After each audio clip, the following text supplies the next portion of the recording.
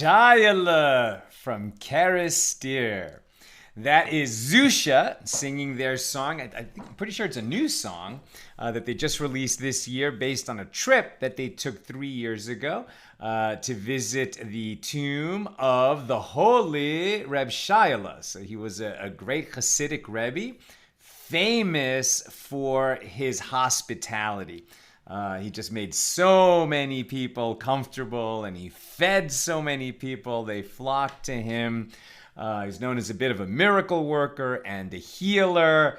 So if you want to learn more, you can Google Rebbe Shayla, Shayyeleh. And of course, that was Zusha singing that song. How are you, my holy sisters and brothers? Let's light up the darkness. Tonight's episode of AT Daily is sponsored by Anna Boyd for the healing of her daughter Rachel. We should only hear good news. May Rachel have a complete and speedy recovery of mind, body, soul, inside, outside, a complete healing in every way. And we say amen. And Anna, may you and all your loved ones be showered in blessings. We thank you for sponsoring this episode of AT Daily and enabling all the Torah that we share here. And we say amen. You may have noticed that I always have just a little Torah thought preceding our Talmud class. And I'm going to somewhat formalize that you can always expect there to be, some kind of a little Torah teaching. Often what we do in our Talmud class requires, well, not so much background, right? No one needs to have attended a yeshiva to know what's going on here, but it's at a deeper, longer, lengthier level, what we study together in our journey through the Talmud. But I'm always trying to include a little thought that's something that you can take with you and share with others, and it's just small, compact, not lacking depth, but something that you can that travels easy, as it were. So you can always expect a little thought. I mean, with God's help, you can always expect a little thought at the beginning of our class. Today, I wanted to share. Sometimes I get them from others. Sometimes it's even a little bit of a chiddush, something new, something that I'm bringing. So I'm not sure that I heard anyone else say this. It might be from me, but based on, of course, on Torah and ancient teachings. So we have the Shema, right? And we have this command, this essential command that adheres to every Jew. And you shall love the Lord your God with all your heart and with all your soul and with all your what, right? So in Hebrew, it's v'ahavta es Adonai, v'ahavta es Hashem Elokecha, v'chol levavcha, with all your heart, u'v'chol nafshecha, with all your soul, u'v'chol me'odecha, right? Me'odecha. Now, this word me'od, like when you say thank you very much, you would say tov me'od, right? So, it's very good. So you'd say tov me'od. It's good is tov, very good, tov me'od, right? And so this idea of me'od is like it's a little bit of the sense of very. So usually this is translated like you shall love the Lord your God with all your heart and with all your soul and with all your resources or with all your might. I heard Rabbi Mordechai Finley here in LA once say, with all your veriness, right? It's a nice way to put it. You shall love the Lord your God with all your heart and with all your soul and with all your veriness, right? This idea of effort, of give it all you've got, right? Put it all on the line for your love of the Lord. So I'd like to think about this a slightly different way. So when we're commanded to love the Lord your God with all your heart, right? These days we think of the heart as the seat of emotions and the seat of love. But in the ancient world, the world that received the Torah, the heart was understood as more than just the emotional center. It was actually the seat of thought, right? So including the emotions, but it's almost like the mind and the heart were one thing. And so when you say you want to love the Lord your God with all your heart, okay, so then you're already bringing to bear everything that you've got, physically, mentally, emotionally. It's really everything that you've got in this world is already included with all your heart, to love the Lord your God with all your heart. So then what's with all your soul? Rabbi Akiva said, even if it costs you your soul, right? So this idea that if you were, made to bow in front of an idol at the risk of your life, so you're permitted to not bow for the idol, even though it's going to result in the bad guys killing you. That's how Rabbi Akiva actually ended up having that opportunity, and he was martyred by the Romans, and he went out of this world saying Shema, saying this prayer, which includes the idea that you should love the Lord your God with all your soul. But another way to look at it is just very straight. Right? What does it mean to love the Lord your God with all your soul? Right? So your soul, okay, in this world it travels around in your body, but when your body expires in this world, your soul will return to the place it came from, all right, to the world of souls. So perhaps what's being said here is you just have to love the Lord your God and give it everything you've got. So when you're riding around in the physical world as a human being, you love the Lord with everything you've got right here, your body, your mind, your resources, your background, your education, everything you've got. Eventually, you leave this world. But the command doesn't stop when you leave this world. In the next world also, we're commanded to love the Lord your God, right? And then we're going to love the Lord our God with everything we've got in that world. So that now it's as a soul, as a being made of light, as a soul that is in the proximity of the Lord, right? In the world of souls, everything is revealed in a completely different way. That is the spiritual world, and we're much closer to the source of all souls, to God, when we're in that next world. And the command continues, love God, right, with everything you've got when you're just a soul in the world of souls. Or maybe not just a soul, when you are a soul, when you're experiencing yourself as a soul. Here we're sort of are plagued with amnesia that we are souls, we come from the world of souls. But when we return there, we really know who we are and everything that we can bring to bear on this command to love God. Okay, so then what is meodecha? Right? What is this sense of veriness, or the totality of it?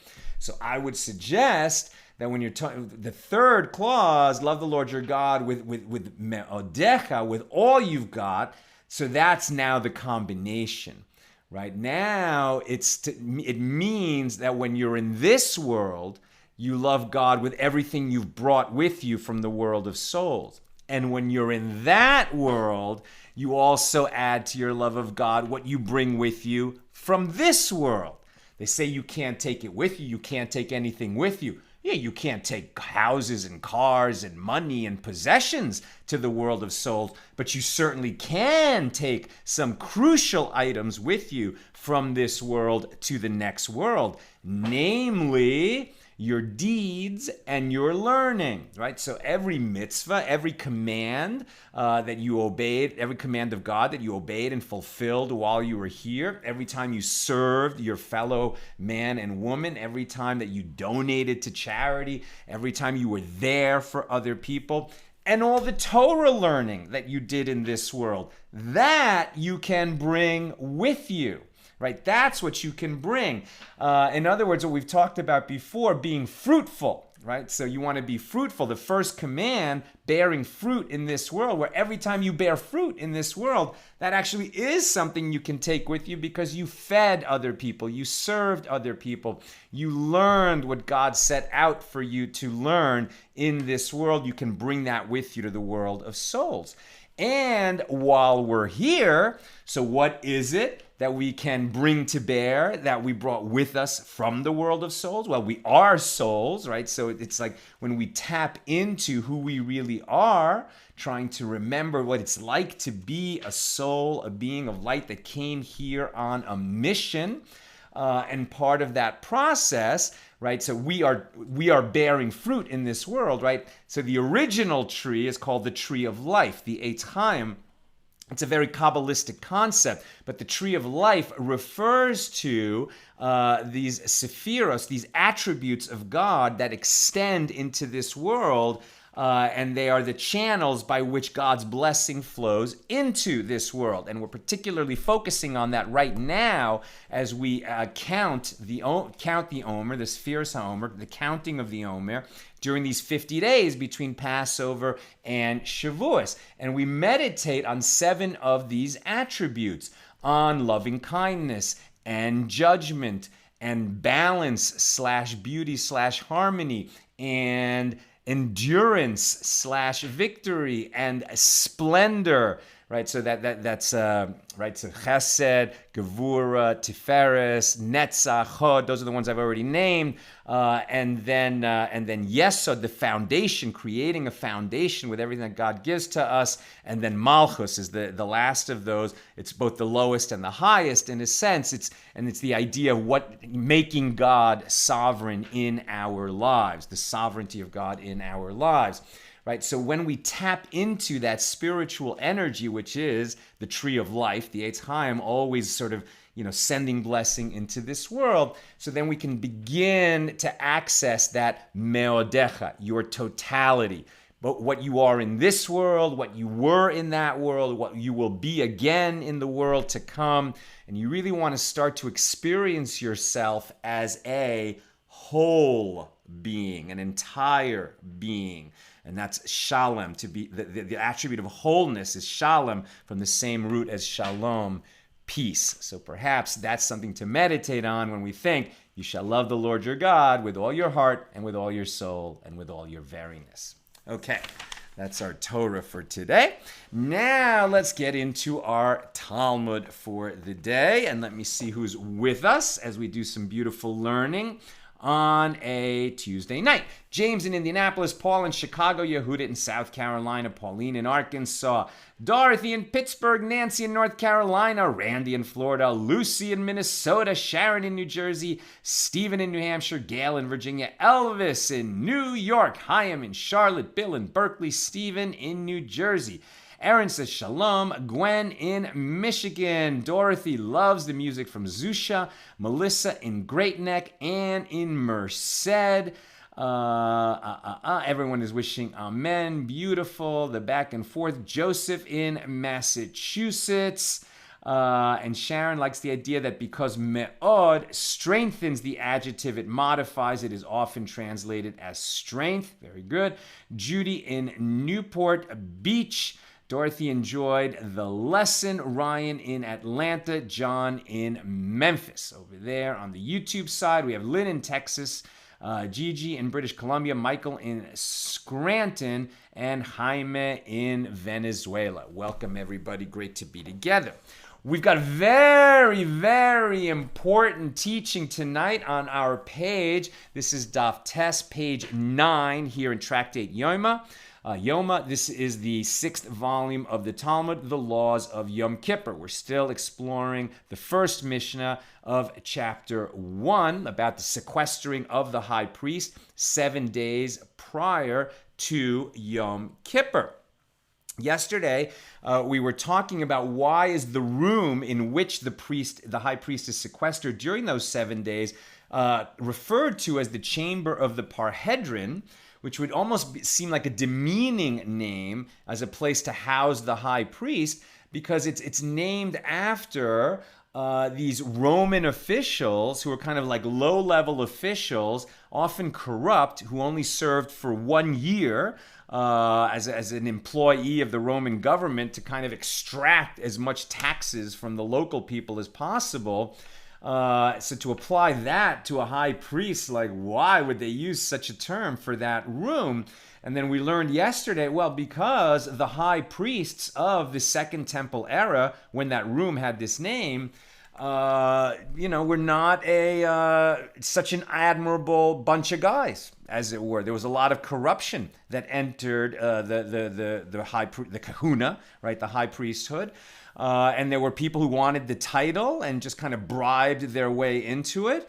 And they did not survive because the priest who enters the Holy of Holies on Yom Kippur will not survive if he is not a person of elevated moral character and who deserves to be the high priest representing the Jewish people. It's amazing that these guys did not get the message, because as we'll see tonight, it appears that every year these high priests would die in their office. It's like the prize is you're the high priest, and the booby prize is you're the high priest because you're going to die. It's amazing that in their corruption, they didn't see that acquiring something that they did not merit to acquire would end up being a calamity for them and their families. But we'll see more about that. At any rate, that's why this chamber came to be known as the Chamber of the Parhedron. And apropos of this, we're going to run into tonight one of the most famous teachings, actually, of the Talmud, which addresses why the Second Temple was destroyed, and destroyed in such a way that it has not been rebuilt in the 2,000 years since it was destroyed. The First Temple was also destroyed, but 70 years later, it was rebuilt. The Second Temple was destroyed and has never been rebuilt. And the lesson on why it was destroyed, what was the kind of proximate causes for that, is one that Jewish leaders and Jewish thinkers and Jewish teachers bring up all the time, because it is a call for unity. When we are divided, we fall. United, we have a chance. All right, let's get into it. Apropos the Second Temple period, when high priests were frequently replaced, as we mentioned, the Gemara cites that Rabba bar Chana said, that Rabbi Yochanan said, what is the meaning of that which is written in Proverbs 10:27? The fear of the Lord prolongs days, but the years of the wicked will be shortened. Normally, this is something that we wish were so, right? That in other words, that people who are good would be rewarded with long life, and people who are evil would have their lives shortened. But tragically, all too often, we see good people dying young and wicked people, enjoying the fruits of their wickedness for a long time. So is it true, what it says in Proverbs, that the fear of the Lord, being a God-fearing person, prolongs days, but the years of the wicked will be shortened? But, says Rabbi Yochanan, the fear of the Lord prolongs days. That is a reference to the First Temple, which stood for 410 years, and in which only 18 high priests served in all that time. There were only 18 high priests serving over a period of 410 years, right? So they had a long administration as high priest, each of them, in order to cover so much time. But the years of the wicked will be shortened. This is a reference to the high priests of the Second Temple period. The Second Temple stood for 420 years, and in that time, there were over 300 high priests. Now, in calculating the tenures of the high priests, deduct from that figure of 420 years the 40 years during which Shimon HaTzadik served, and the 80 years that Yochanan the high priest served. So there were at least two high priests who had very long tenures, right? Shimon HaTzadik for 40 years and Yochanan the high priest for 80 years that he was in the office of high priest. Then there was Yishmael ben Pavi, who served for 10 years, and some say 11 years, that Rabbi Elazar ben Charsam served. These men were all righteous, and they were privileged to serve extended terms as the Kohen Gadol, as the high priest. Now, after deducting those 130 or 141 years, depending on whether you include that final high priest named Rabbi Elazar ben Charsam, so whether it's 130 or 141 years, now go out and calculate from this point forward, and you conclude that each and every one of those remaining high priests, those 300 some odd priests that served during the Second Temple period, many of them did not even complete 1 year in office, as the number of remaining high priests is greater than the number of years remaining in the Second Temple period. It's extraordinary that there were so many different high priests. Maybe, in fact, what happened was these guys realized that if they stayed in office during Yom Kippur, they would die. And so they would just get in there, serve for a few months, and then say, okay, I can say now that I'm a, high priest emeritus. Put that on their resume. But there were so many of them, and they served less than a year. So the Tosefta now continues with a discussion of the sins of the Jewish people over the generations. I'm skipping a little bit in that discussion of the Second Temple and the high priests. Hold on one second. Because there was just a little bit of a discussion that had to do with why the first site of the Holy of Holies was destroyed. Right before the first temple, there was the tabernacle that we carried around in the wilderness during the 40 years of wandering, and then when we entered Israel, the land of Israel, and it was settled. So the tabernacle stood for about 400 years, and eventually it ended up in Shiloh. And it was then destroyed in the time of Samuel. Why? Because of forbidden sexual relations and the degradation of the consecrated items among the priests, the ordinary priests who were the sons of Eli, the high priest. And the Gemara explores that a little bit. Now we skip forward, and the Tosefta is going to continue with a discussion of the sins of the Jewish people over the generations. In other words, why was the tabernacle destroyed? And then later, why was the first temple destroyed and the second temple destroyed? It wasn't, because our enemies were just stronger than us and came in and wrecked the place. It was because we no longer merited to have the temple in our midst. The blame lies on our own shoulders, that as a nation, we were not living at a sufficiently high spiritual level. So, due to what reason was the first temple destroyed? It was destroyed due to the fact that there were three matters that existed in the first temple: idol worship, forbidden sexual relations, and bloodshed. Now, some say it's because these forbidden activities, violence, forbidden sexual relations, and idol worship were happening in the nation. That so much of it was going on in the nation that we no longer merited to have the temple among us. And some are saying, like here, that these sins were actually happening in the temple itself. Idol worship, as it is written, the bed is too short for stretching, and the cover is too narrow for gathering. This is kind of poetic language for what's really going on. This is from Isaiah 28:20. What is the meaning of the bed is too short for stretching? And Rabbi Yonason said, this bed is too short for two counterparts to dominate. Mehistarea, this verb of stretching, to dominate. The bed is too short for two counterparts to dominate, mehistarer, and this is a contraction of mehistarer re'im. It is inconceivable that there would be in one temple both service of God and worship of the idol placed there by King Menashe. So King Menashe was a wicked king who placed an idol in the temple, right? Once you brought idol worship into the temple itself, you could be sure that the days of the temple were numbered, right? Because there's not room for both God and an idol in that temple.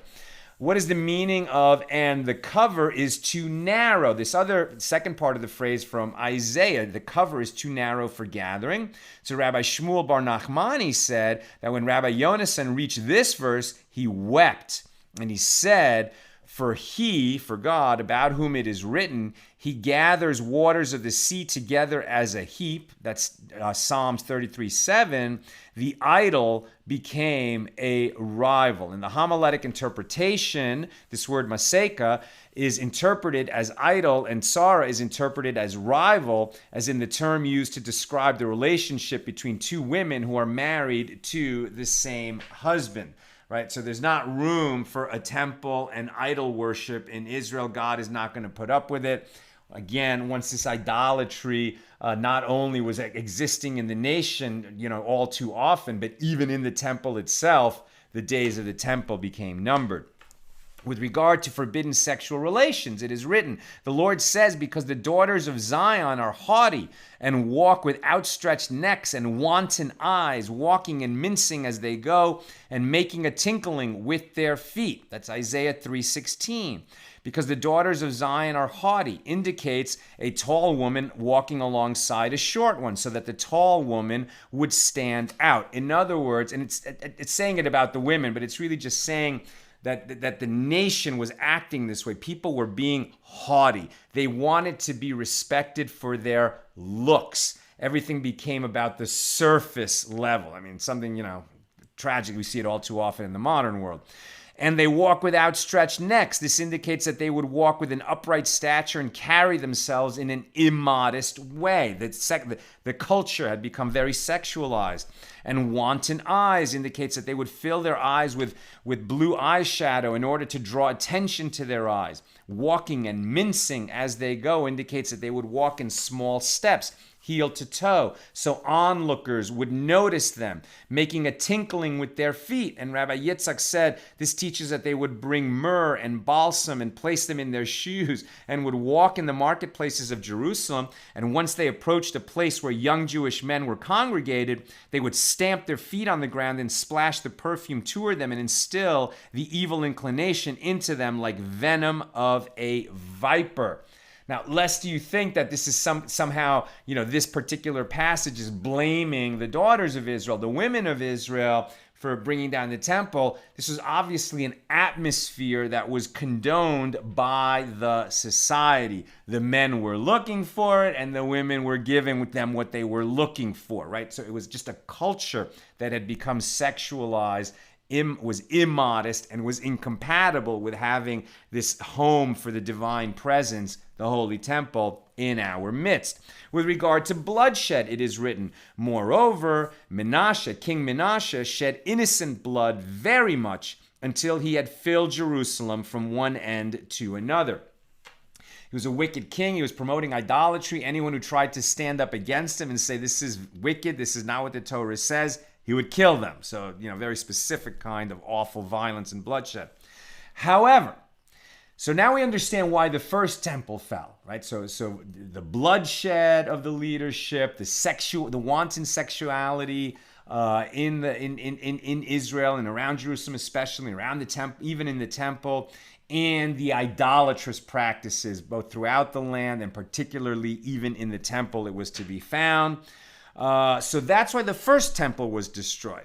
But the second temple, why was it destroyed? Considering that the people during the second temple period were engaged in Torah study. They were observing the mitzvahs. They were fulfilling their Torah obligations. And they were performing acts of kindness. And that they were not performing the sinful acts that were associated with the destruction of the first temple. Therefore, why was the second temple destroyed? And you can kind of get this feeling because remember, when the first temple was built by King Solomon, and so now the kingdom of Israel, the kingdom of Judea, the two kingdoms, they split after Solomon's time. But Israel at the time of Solomon, it was a mighty nation. I mean, it wasn't geographically super large, but Solomon was a mighty king with a lot of power. There was a lot of wealth. There was a lot of importance. There was a lot of prominence. There was a lot of influence. Israel was influential in the world. And the people became haughty and sinful and violent, etc. And eventually, we lost the right to have the first temple. So then it was destroyed by Nebuchadnezzar of Babylonia. And then he took most of the Jewish people out of Israel and exiled them to Babylonia. That's the Babylonian exile. When the second temple was rebuilt 70 years later, who built it? It was the returnees from Babylonia. What percentage of the Jewish people that had been exiled and went to Babylonia came back? Small percentage. It was not everybody at all. I think I heard somewhere it was like 50,000 people. And a lot of them were men who had intermarried. They had married non-Jewish wives in Babylonia, and they were told that they can't bring non-Jewish wives back to this small kingdom that they're trying to put together in a state of holiness. And so they actually, ended those marriages. And so the people who came back were very dedicated. Right? They were very dedicated to building holiness. They were humble, they were poor, they were doing their best. You can almost get a little bit of that feeling of the early pioneers in the 20th century, the late 19th and early 20th century, bringing Israel back to life. It wasn't a bunch of rich people going in there with tons of, high-end machinery. It was people working with their hands, working the land, willing to live in a very humble way in order to build it back up. So that seed, that the founders of Israel in the Second Temple period were much more dedicated to Torah and to holiness. And so they weren't, as a group, eventually corruption would come into it, but nevertheless, they weren't really engaged during those centuries in so much of this idolatry and violence and illicit sexuality. So if that's so, why did they not merit to have the temple continue to exist in their midst? So therefore, the question is, why was the Second Temple destroyed? And here is the very, very famous statement, and we can find it right here on page 9 at today's page in the Talmud of Tractate Yoma.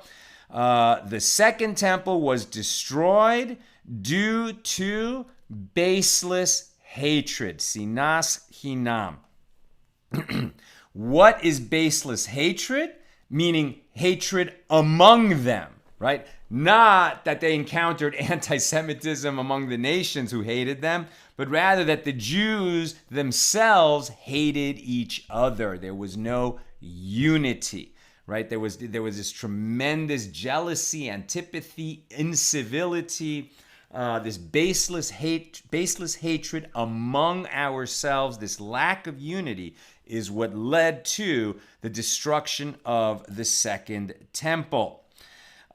This comes to teach you that the sin of baseless hatred, or here in the Koran Talmud, wanton hatred, is equivalent to the 3 severe transgressions that resulted in the destruction of the First Temple. Baseless hatred among ourselves is somehow equivalent to idolatry, illicit sex, and violence, right? Those are the 3 huge sins.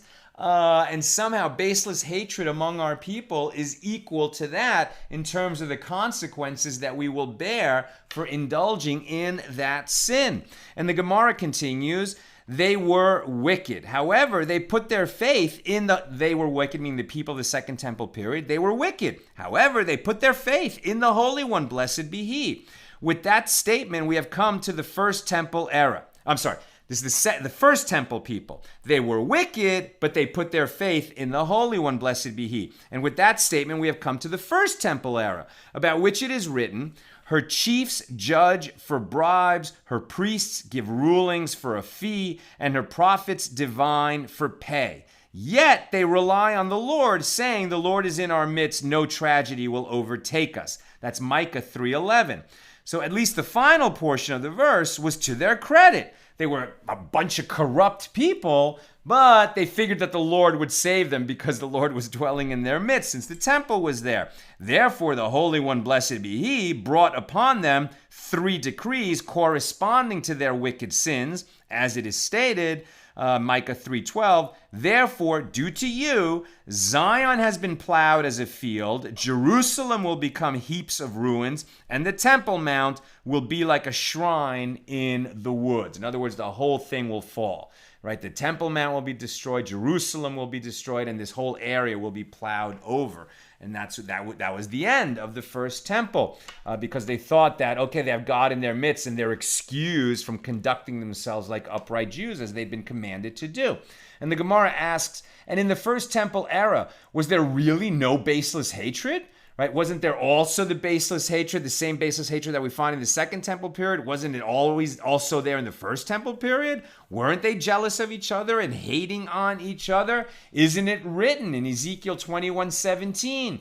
Cry and wail, Son of man, for this will befall my people. This will befall all the princes of Israel. They will be cast before the sword together with my people. therefore strike the thigh. And Rabbi Eliezer interpreted this verse and said, these are people who eat and drink with each other and stab each other with verbal barbs. So apparently, even those who were close were filled with hatred toward one another. They used their tongues in a wicked way, insulting each other, gossiping about each other, speaking badly of each other, demonstrating baseless hatred of their brothers and sisters.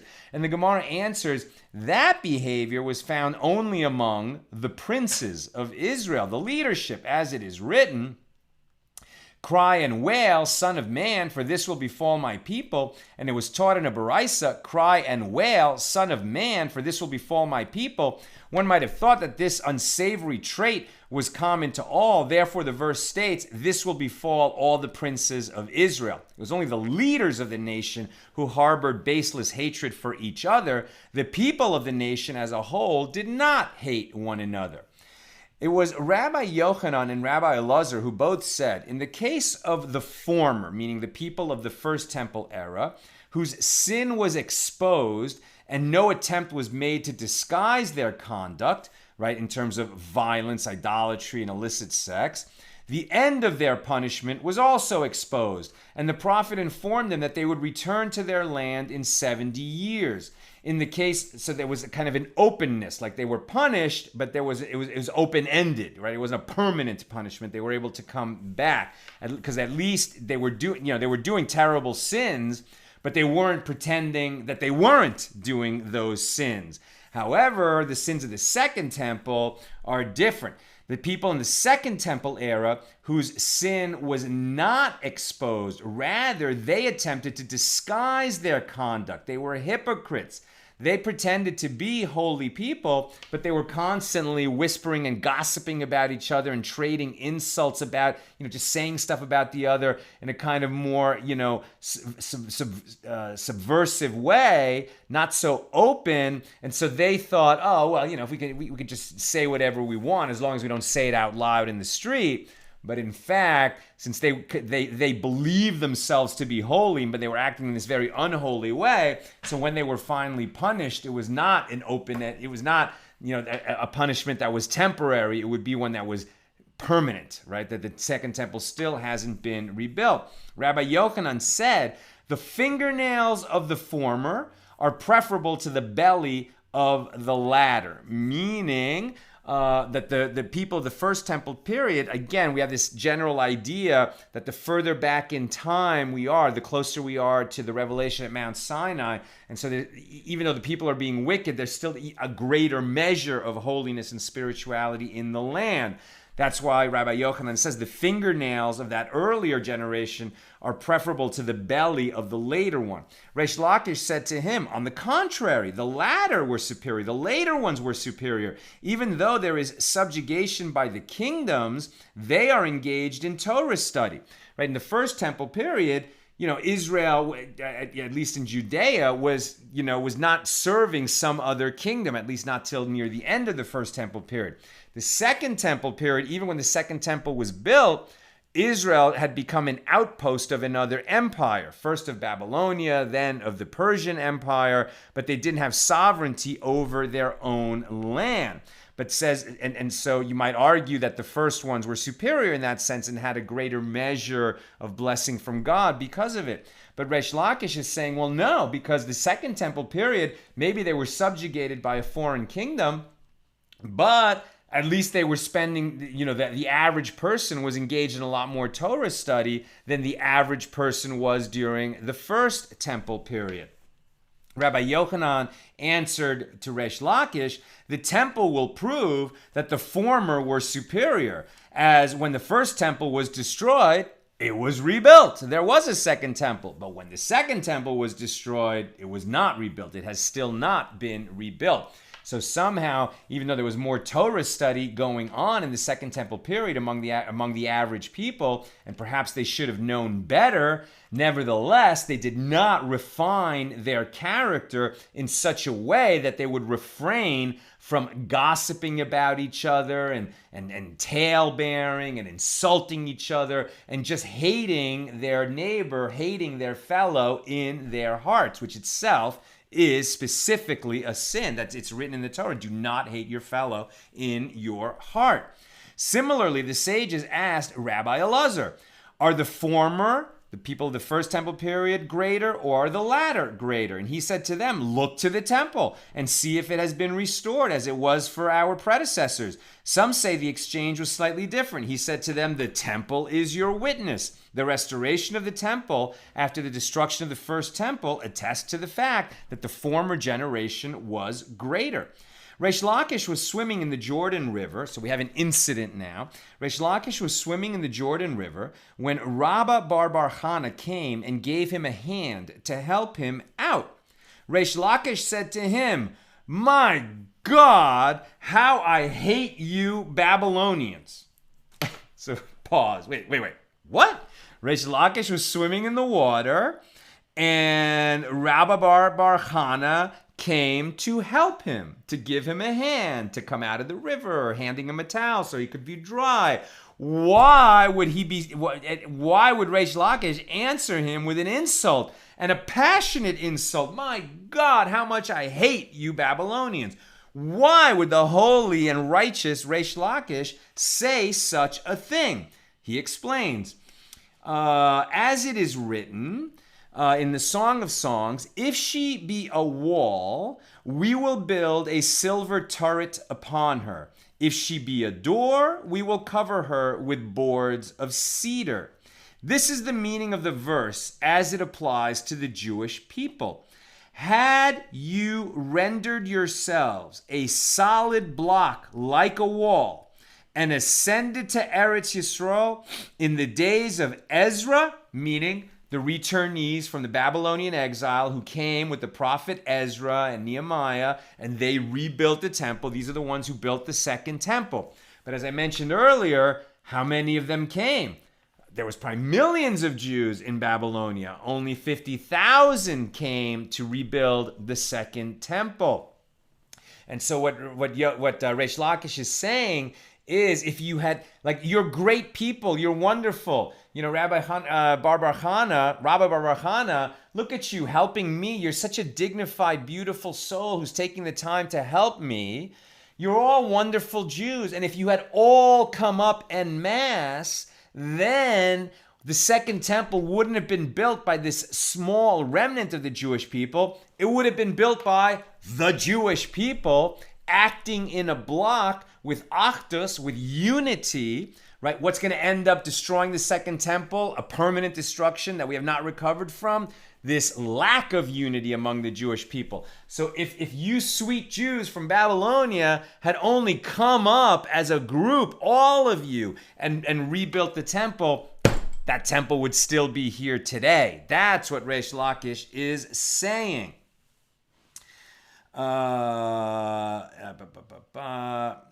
If all of you had ascended to the land of Israel in the days of Ezra, you would have been likened to silver, which rot does not enter, in the sense that you would have merited to experience the divine presence in all its glory. Recall that the second temple was a sort of dim, reconstruction, like a lesser version of the first temple. There were 10 ongoing daily miracles that were always present in the first temple that were not present in the second temple. The building itself was smaller, was diminished. So in every way, the second temple was smaller, was like a smaller project. And again, it's because so few of the Jews came and rebuilt that second temple. If all of you had come, you would have built the second temple of equal magnificence to the first temple, and you would have enjoyed that manifestation of the divine presence, and it might still be here today. But now that you ascended like doors, and only some of you came to the land of Israel, so you are likened to cedar, to wood. In other words, you could have been like silver, instead you are like wood, and wood is capable of rot. The corruption that entered the land and entered the administration of the second temple and eventually led to all of this baseless hatred and the destruction of the second temple, and it would be a permanent destruction. I'm almost done, so if you got questions and comments, get them in there. I'm very almost done. And the Gemara asks, what kind of rot infests cedar wood? Ula said, it is Sasemagor, a type of worm. And the Gemara asks, well, what does Sasemagor have to do with the divine presence during the Second Temple period? And Rabbi Abba said, just as little remains from a cedar tree that is infested by this worm, similarly, all that remained from the divine presence during the Second Temple period was a divine voice, as it was taught in a Baraisa. After the last prophets, Haggai, Zechariah, and Malachi died, the divine spirit of prophetic revelation departed from the Jewish people. And the only thing that was left was the Bas Kol, right? This divine voice that they would hear now and then. And so we see in a few stories in the Talmud where sages heard a voice from heaven. But the idea is, okay, they merited because they were incredibly holy and so learned and so dedicated to Torah that here and there, now and then, there was like the voice of an angel, like the daughter of a voice, right? Like an echo of a voice that came from heaven. But nothing like the ongoing, visible, palpable, experiential presence, the divine presence that was there in the first temple. When you entered the first temple, you're like, oh wow, I'm in the, I'm in the presence of the divine. Like this is a holy place. It's not just something I can talk about or kind of sense. Like there's ongoing miraculous manifestation. The fire on the altar is not just a regular wood fire. I mean, there's like a spiritual fire that's there. There was a presence, right? God made a home for God's self in that first temple, but eventually God withdrew the divine presence from there.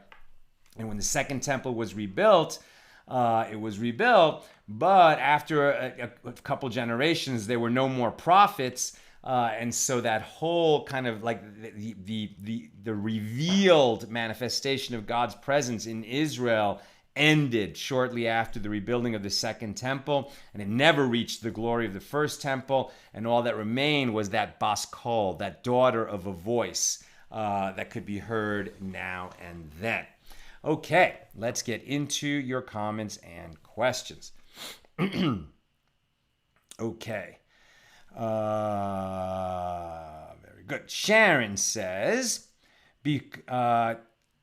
I think I just read that before, right? Because meod strengthens, the adjective it modifies, it is often translated as strength. Very good. And Bill, we pray today for all who find themselves under the sword of the Menashes of our era. Although explicit idolatry is less prevalent, implicit idolatry, the placing of human power in God's proper place in our lives, is all too common. You said it, Bill. I could not agree more. I mean, there are so many different ways in which, as you say, implicit idolatry is practiced in this world. I mean, people who just, first of all, there are fads, right? There are isms that people attach themselves to, and it's like, here's an idea that's going to solve everything. And they just dismiss eternal values that have proven themselves, since the dawn of history, in favor of some kind of quick fix that ends up harming so many more people than it ever helps, And people they just toss out their common sense when they attach themselves to certain kinds of isms like this. Also, of course, materialism. And the pursuit of lucre, the pursuit of money and houses and power and prominence, etc. And if I could just get, powerful enough and rich enough, then it'll be okay. And then I'll start to focus on the eternal values, family and learning and helping my fellow, etc. And when you put, your comfort first, fully intending to get around to the spirituality later, what ends up happening is you just get caught in that web of idolatry, and you sometimes never make it out in this lifetime unless, you're brought low, right? And so many people finally have that spiritual awakening when they're brought low. And our prayer, of course, for this whole community and for everyone we care about is that we realize what is important in this world while we still have a chance to appreciate it and do something about it, and not by being, just pounded into the ground and humbled and only then get the lesson. May we learn, right, without that kind of pain and suffering. Or at least if we do have the pain and suffering, that we learn then. Because there's some people, they're brought low and they still don't get the lesson. So may we learn. May we learn. Elvis says, today's lesson reminded me of our society today in which neighbor increasingly hates neighbor. We are a people becoming consumed with contempt and hate for one another. Very good. So idolatry, that was the sin of the first temple, along with violence and illicit sexuality. But the second temple, and as we learned today, this was the worst destruction, the more permanent destruction, was this lack of love for our fellow human, and particularly within our tribe, where we can't even get along within our tribe. Sometimes we can't even get along within our family. Sometimes we can't get along within our couple. Some people can't even get along with themselves, right? They're just so caught up in the blame game and sort of somehow building themselves up by lowering another. There's a lovely little Hasidic story about a guy who ended up being an important and well-known Rebbe. His father was also a Rebbe, and when he was young, he was the older brother, but his younger brother was taller than him. So it was very frustrating to this, boys are boys, young boys. They're young boys. I mean, when they were like 5 and 6 years old. And, the 6-year-old was shorter than the 5-year-old. And it really, it made him furious, and he wanted to do something. So what did he do? He pushed his brother in a hole, into like a mud hole, and just pushed him into it so that he would be lower, right? And then he could be taller than his brother. And his father saw this, and he said to him, listen, if you want to be taller than your brother because you're aspiring to go higher, don't push him down. Work on elevating yourself, right? So work on yourself so that you can, grow in stature, not just physically, but, mental, moral, the qualities that we admire in society. Work on those. That's the way to get taller, not to put down your neighbors and friends and family, etc. Barbara, this will be the last comment. Barbara Rice says, isn't one of the 7 things that God hates one who causes strife in the community? That is the second temple transgression. Exactly. You got it. And that's why Nina and I mentioned so often, the importance of civil discourse. Now, even that's a kind of a highfalutin phrase. But the idea of practicing the ways of Aaron, the original high priest that we've been talking a lot about here in Tractate Yoma, since he was the first high priest to receive these commands and to enact them. And what was Aaron known for? Aaron was known for creating peace among his fellow humans. How did he do that specifically? The Midrash says that when he saw people were hating each other, were in an argument, had stopped speaking to each other, he would go to the one and say, you guys have gotten into an argument and you're both so proud and accomplished and it's hard to reconcile, but I just want to let you know that, this guy you got in a fight with, he really loves you and he just wishes that the two of you could make up so you could get back to the business of being friends. And the guy would say, oh, really? He feels that way about me? Well, I feel that way about him. And then Aaron would go to the other guy and say, you guys got into this fight and you're both so proud and accomplished and you can't make it up. But I got to tell you, your friend loves you and he just wishes you could get back together and get back to the business of loving each other and being together. So that kind of, quiet working the back rooms to help people come together in peace, those are the ways of peace. Blessed are the peacemakers. I mean, people who can create peace in this world, it's a rare talent, but we can all promote peace by just, by learning to shut up, right? By learning to shut those lips. And that's why another thing we like to say is, if you're Jewish and you have a mezuzah on your house, right, on the doorpost of your house, then every time you walk by it, you see that letter Shin. And it's the first letter of one of the names of God, a name that connotes the nurturing quality of God as he protects our homes. But literally what it says is shh, right? The sound of the letter shin is shh. So as you enter your house, you're reminded to shh, to shush, to not say that first complaint that you want to make when you come through the door, but rather wait a second and look for what kindness you can bestow on the people who are in that house, what gratitude you can express to them. It's just so easy to run our mouths and to lead to baseless hatred, and such important work not to do that, but rather to be quiet when we would complain and to speak when we have a chance to forge peace. May we learn that lesson. May we not fall into the ways of baseless hatred. And we say, Amen.